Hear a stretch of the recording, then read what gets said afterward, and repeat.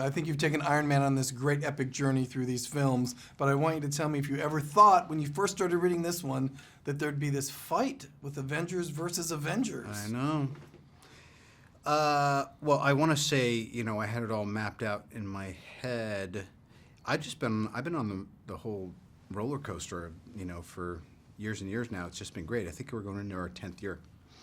I remember the comic book series Civil War, and I thought, man, if we could pull that off, that'd be swell. But it was never really in the docket of like, this is a definitive gonna happen Marvel movie, so no. I think sometimes people take roles in like a Star Trek movie and then they're sitting in that makeup chair for 3 hours every morning. Yeah. Was there a time when you got to the set this time that you said, not the suit again? Or is it fun to put it on? Well, what I realized is there is safety, fun, and relief in numbers because, for instance, I'm sure that Chris would tell you that he's in every shot of the movie practically. Now, I'm on the poster, but still, whenever you put the suit on and they've improved it over time, it is always that thing. But I thought rather than do that typical thing of really fortunate people complaining about their circumstances, I've come to love the suit. I think that's great. Yeah. It's the right attitude to have. I look at you putting on the suit or it goes on all over you. I just wonder if that brings the 9 or 10-year-old Robert out in you in those moments where it just is kind of cool. Do you see it through a kid's eyes? I do, and also, now there's kids that are visiting the set for a bunch of different reasons. So, and back on the second Avengers, the Age of Ultron that we did before this, my son Exton was visiting the set, and he was going bananas for all the Hawkeye stuff, and he's kind of over it now because he knows that Dad's deeply invested in it, so it's a little bit less, numinous to him. I just like that the wonder is still there. Yeah. So we know you play a great Iron Man. What do you think makes Chris Evans a great Captain America? I really couldn't imagine anyone else in that role. And from the first outing, I think also it's probably the highest degree of difficulty of all the superheroes in the Marvel world to get right. And so I think there was just a certain confidence and humility you had to have going in. And Chris has gotten more and more detached from his own neurosis or judgment as the years have gone by. I mean, initially you're like, oh my God, the thing with the shield and what if, and then once it was so embraced by, the movie going public, I think it's really, it's also afforded him the opportunity to do a lot of other stuff he wants with, directing and all that. So, he just has a great, first of all, to look good in that helmet is like, I don't know, they should have done like a random like facial pattern search, It was just the right guy for the job. I agree. Okay, this is the deep question from Disney. Thank you. Tony Stark does a flip-flop when he sides with the government. As an actor, how did you approach making that change seem grounded and intrinsic for the audience? Well, it's funny, I was thinking a couple days ago in Iron Man 2, I'm saying that the government can't have the suit and it's my private property and all that stuff, and now I'm saying we got to sign it all over. But I think about it, I was just relating to it as it just being a function of age, like the things you're so determined and passionate about in your 30s and 40s, when you start looking at the back 9, you're like, or maybe I'm entirely wrong, because you don't really have the time and energy to stay as rigid. And you say 30s and 40s, but this movie takes you back to when you were a teenager. I want that camera in my life every day. I know. That's great special effects. Right, but it's kind of like, it would be like some healthy hallucinogen wearing off, and then you're like, oh no, the real world again. I don't even want to know how they did it. There is this spectacle and this grand scale of things, but there is this human conflict in the movie, and that's what I kept writing down in my notes, that it just seems so much more real than a lot of movies like this. So did you tell me about that human conflict, and then the conflict you have to deal with Steve Rogers, which is pretty emotional in this film? Yeah. Well, again, I mean, there's so many people to credit. There's the way Jon Favreau set up just the first Iron Man movie, that it seemed like anything that's going to hinge off this world, we're going to pretend that somehow or other it could belong in this world.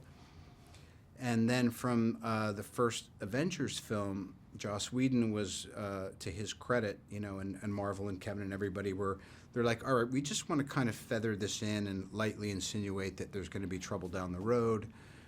And so I think, the prologue to it has been really well executed, which to me is just a movie goer and someone who just loves movies and follows things and series and gets strung out on all this stuff, I just appreciate the care with which it's been executed.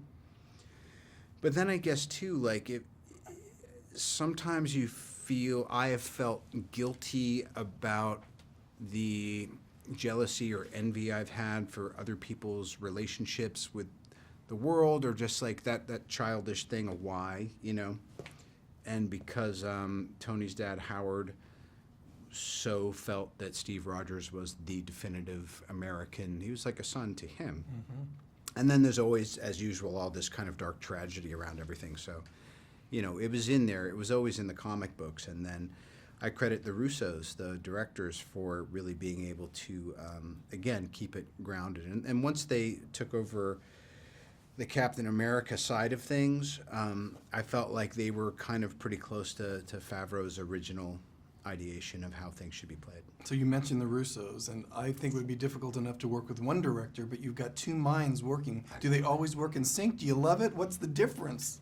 Well, first of all, usually, there's no good cop, bad cop. They're both really flexible in the way they work. So, but then there'd be certain things, like if I was doing the HUD work where I'm like sitting with a camera 5 inches away from my face and it's really just odd and uncomfortable. Usually Anthony would be the person to deal with that because there's something just a little bit more receptive about him. But Joe would have done great too, and I just love watching a team work together. Sounds like you're saying two heads are better than one here. Yeah, it got me thinking every film should have at least two directors, because you can't get mad at everybody all at the same time. Yeah, well, look, there's times and parts of it where I'm sure, like in the arc of doing a character on a long-running series or whatever, the mind can start going, oh, what else is there or whatever. But it's just been such a great, it's been a great experience for me, and I'm super grateful. Okay, back to the list. All right. There are new Avengers who joined Team Iron Man. Were they predictable choices, or were there surprises in that selection? I wouldn't say any of them are predictable per se, but to me, again, going back to the second Iron Man, which to me seems like ages ago, Agent Romanoff, now obviously Black Widow, and it always seemed like just everybody wanted her to not like me or me to not trust her, so I thought it was really smart. And again, the thing Marvel does so well is if you're going to have an expectation or start divvying up who you think will be on what side, there's always a couple of surprises. So we have Black Panther in the movie now. What do you think Yes. of that introduction, and what do you think Chadwick Boseman brought to the role? I, without taking away from anything else, I think it's the most exciting thing that's happened in the history of the universe, because there was enough space and enough success to go and say, well, really, how do you explain the Marvel universe in its entirety, and how it's evolved over time? And so, just coming from such a technologically advanced country, and being someone who very much has his own agenda, and then there's just Chadwick himself, who to me is such a dynamic just guy and obviously a great actor, but I think it's a super inspired piece of casting. And then, and then knowing that Mr. Coogler is directing him in the Black Panther movie, to me it was like, man, that might just take the cake right there. Yeah, I think he's a terrific actor. I agree with you. Okay, there's an epic battle scene between these two teams, and there's emotional responses as you're doing it because you kind of like each other, I guess. Yeah. How did you feel when you squared off against Team Cap? Well, part of it is, and I hate to say it, it's a very Western thing. When you're on a team, you're on a team, kind of like a platoon. And automatically, if you're looking over the trenches at anything else, you tend to get in that kind of competitive spirit. we all spent a fair amount of time together. I actually feel like I got to know Team Cap better just because I was able to observe them more because I wouldn't be shooting oftentimes when they were. So regardless of how we were playing it, I was just looking at. I mean, now you look on this poster and there's 10 individuals on it, and I'm like, wow, I'm just glad I'm still relevant. What can fans expect when they see Captain America: Civil War? They can expect the unexpected, but they will have that trademark Marvel entertainment and sophistication and storytelling and just really strong performances. Most fun thing of the entire shooting experience for you, and it may have been just on your day off, but you're. There's one sequence where, without giving too much away, there's a threat and we have to try to contain it. And things have gotten to the point where there's so many suits and heroes and everything that we were thinking, what if he just has a watch that kind of turns into a weapon for a second? So there's still always this innovation that occurs. So we basically literally had, in this one sequence, Tony just basically has a watch that kind of turns into a one-shot Derringer. And so it's gone from the point where it's like, a 20-minute sequence used to get me excited. Now one little frame and all that. It's a great moment, though. Yeah. Okay, the Barbara Walters question from Disney. If you Yes. could describe the film in one word, what would it be and why? Rad. I'm from New York, but I'm a Californian now. Fair enough. Okay. And the last question I have for you really is that the audiences are rooting for everyone. They are so invested. Whenever I go to one of these movies, I am stunned. They're unlike any other audience. Yeah. Have you figured out what that is? And have you ever sat in the back of a theater to just enjoy that response? I have, and I suspect I will with this too. But it's just like, again, Jungle Book's going to be out in a minute, and other of my friends do movies, and I think there's this, there's just kind of a fraternity of people who don't poo-poo this kind of genre movie.